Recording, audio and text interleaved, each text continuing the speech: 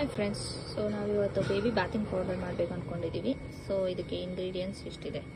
So ಬಾದಾಮಿ ಒಂದು 10 ತೊಗೊಂಡಿದ್ದೀನಿ, oats, Mysuru ಬೇಳೆ, ಇದು ಕಡಲೆಬೇಳೆ, ಸ್ವಲ್ಪ ಮೆಂತೆ, ರೈಸು, ಹೆಸರು ಕಾಳು, ಮತ್ತು ರೋಸ್ ಪೆಟಲ್ಸು, ಮತ್ತು ಚೆಂಡು ಹೂವು ಪೆಟಲ್ಸ್ ತೊಗೊಂಡಿದ್ದೀನಿ 2 ಥರದ್ದು. ಇದು ನನ್ನ ಮಗನಿಗೆ ಮಾಡ್ತಾ ಇರೋದು ನಾನು. 2 ಇಯರ್ಸ್ ಮೇಲೆ ಆಗಿದೆ ಅವನಿಗೆ. ಸೊ ನೋಡೋಣ ಹೇಗೆ ಬರುತ್ತೆ ಅಂತ. ಪೌಡರ್ ಮಾಡ್ಕೊಂಡು ಬರ್ತೀನಿ ಬನ್ನಿ. ಸೊ ಇದನ್ನು ರುಬ್ಬುವಾಗ ಒಂದು ಸ್ವಲ್ಪ ಅರಿಶಿನ ಹಾಕ್ಕೊತೀನಿ. ಸೊ ಈಗ ಈ ಪೌಡರ್ ಆಗಿದೆ. ಸೊ ಇದನ್ನು ಹೆಂಗೆ ಯೂಸ್ ಮಾಡೋದು ಅಂತ ಹೇಳ್ಕೊಡ್ತೀನಿ. ಇನ್ನು ಸ್ವಲ್ಪ ಹಾಕ್ಕೊಂಡು ನಾನು ಇವಾಗ ಟೆಸ್ಟಿಂಗ್ ಮಾತ್ರ ಸುಮ್ಮನೆ ಸ್ವಲ್ಪ ಹಾಕಿದ್ದೀನಿ.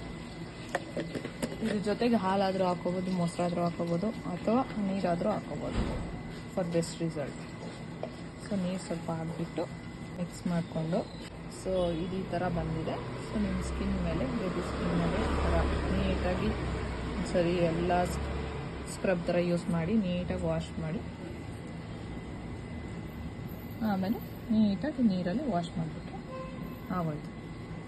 ಸೊ ವಾಶ್ ಮಾಡಿದ ಮೇಲೆ ಯಾವ ಥರ ಇದೆ ರಿಸಲ್ಟ್ಸ್ ನೋಡೋಣ. ಸೊ ರಿಸಲ್ಟ್ಸ್ ನೋಡಿ ನೀವು ಡಿಫ್ರೆನ್ಸ್ ನೋಡ್ಬೋದು. ಸೊ ಇದು ವಾಶ್ ಮಾಡಿರೋ ಹ್ಯಾಂಡು. ಸೊ ನೀವು ಒಂದ್ಸತಿ ಟ್ರೈ ಮಾಡಿಕೊಂಡು